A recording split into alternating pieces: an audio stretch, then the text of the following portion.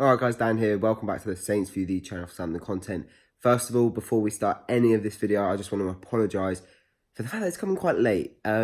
Basically, yesterday I was out at Lord's, but then also I had the Rants and Bants versus Kieran, who's DT's son's fight. I went with Bav. Check my Instagram out if you want to see some of that, or my Snapchat even. But yeah, Che Adams and Matt Targett. So obviously, Che Adams, the bid was accepted yesterday, and we also agreed a fee with Aston Villa for Matt Targett. So big day of transfer news, and we were going to have a video about when it was coming out, but Liam did bomb, bless him, for the Matt Targett one, and I was out. I didn't even have the signal to put it up, and then Che Adams came out. I was like, no, we have to do it into one video. But I'll start with the Matt Targett deal because obviously that news broke first. I don't know how I feel about this one because I think he's an academy boy, and I know he didn't have a great season. He hasn't had a great career at Southampton in the first team, really, when you think of some of his performances, mainly in the defensive side of things. Yeah, it's a weird one, but 14 million pounds is just nuts. That's really good money from us. I think in this modern day with the market we've got, it probably is going to be about that because he's a proven Premier League player. He's, had 4 seasons now where he's had Premier League appearances. He's still very young and he's going to another Premier League side. So I guess when you add it all up, it probably wasn't going to be about 10 million. So if we could get an extra 4 and maybe even get 17 from it because of add-ons, yeah, a very good deal from the board. Sad to see him go, but it's quite clear to me that a left-back was always going to be sold, as we need to raise funds to spend funds, essentially. And yeah, I always wanted Bertrand to stay first choice, but now it's a massive chance for Jake Vokins, who Ralph apparently likes. He hasn't made his first team debut yet, or hasn't really been involved with the first team at all. So we need to see a lot of him in pre-season, because if it turns out that he's a bit of a flop, and I'm not saying he will, if Ralph Hasenhüttl likes him, and the fact that Ralph Hasenhüttl has him, I'm sure he can make him a decent backup to Bertrand, but Vokins can learn off Bertrand as well. Then I think we're in a good position. But it's very shrewd from the club, because essentially you've got a left back there who's good enough to back up, and then you can just get £14 million straight away. It's a very good deal. And then I'll stop talking about Targett. Well, actually, the last thing I want to say is thank you very much, Matty boy. Yeah, it's been good having you. Can't say I've enjoyed your football that much, but I did really sort of leak out emotion, I guess, when you scored against Bournemouth, because it's been, it's nice when you see an academy player score, especially a fullback. It's been a while for him. So yeah, all the best to him at Aston Villa. He's still staying in the Premier League, so I think it's a good move for him.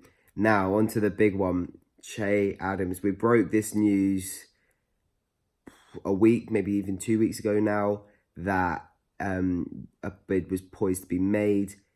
I believe it's the same bid that's been accepted now, or even we might have had that one rejected before and now gone back into the market with a second bid that's now been accepted. We've been looking at him for a very long time. I think it's now 6 months. We had a bid rejected in January, which was fair enough. Birmingham needed him with this point deduction to sort of stay in the Championship. But what a play he looks to be. 22 years of age, 22 goals in the Championship last season.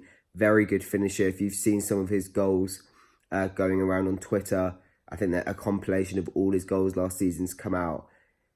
We've got a very good player on our hands. And it's not necessarily about the player that he is now. It's probably the player that he can be. Because if 22. He's 22. He's not old at all. He's still got a lot of football to play. And what I said when we broke the news a couple of weeks ago about this bid being poised to be made is the fact that he is probably going to be another one of these Championship starlets that are very young, English, and come up to the Premier League. I think James Maddison was the biggest example and the best example, and the one I used in the video. Obviously, very good at Norwich for a season, went up to Leicester, done well there. Very well, in fact, one of the better players, and has been really pushing for an England place in the first team, and I probably think he should have got one. So if Adams can not necessarily push himself to get in the England team, but push himself to be a 15 to 20 goal a season striker in the Premier League, that's going to be insane. That's going to be incredible. Because if you think about it, if he can do, even if he can get between 10 and 15 goals, then he'll be 23. You know, we've got a very good player on our hands. And it's not necessarily an Ings replacement. I don't think that at all. If anything, I think they probably complement each other in their qualities. So now we've done our business relatively early as well, which I like. But at the moment, it looks like we're going to be playing that full 2-2-2. So I'd imagine it'll be Adams and Ings up front if Ings can stay fit. And then we'll have Djenepo and Redmond behind them. And then they can sort of come out as wingers and put the balls in that we need for the boys to score. So very, very excited by this one, as you can tell by my face. I think that we're in for a really good player here. I hope we're in for a really good player anyway. And we needed a striker anyway. We needed to add goals because I love Ings, but he's not reliable because just injury prone, which is a real shame. Hopefully he can have a better spell, I guess, in the first team this year. But it's all coming together now. We just need a centre-back, maybe a backup right-back, and I'll be very, very happy. I think it will look like a couple more even. First team players will be sold in the next couple of weeks. Austin looks like he might go to Sheffield United. Lamina has been getting attraction from other clubs. So we'll see. But it looks like we will have to sell to buy essentially. So we'll see who goes. But I think now it's just about definitely a centre back, maybe the backup right back. I'm not too sure what we've got in the academy. Kane Ramsey obviously made his debut this year. But I don't know what Ralph will think about that. So thank you very much for watching this video. Once again, I do apologise that it's late, but when you got things to go to, we've got to make sacrifices. But yeah, it's happening. It's happening. So stay tuned for us sort of announcing and reacting to them signing. I mean, this is my pretty much initial reaction because it looks like they're going to sign anyway. Oh, well, Target's going to sign for Villa. Che Adams is going to sign for us. So we'll obviously let you know when they have signed for the respective clubs.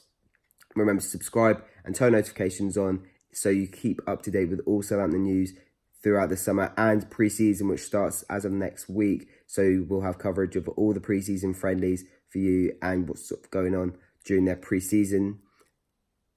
And also follow us on our socials before I forget. I'm doing this video off the cuff. And yeah, we will see you very soon. Very excited for this.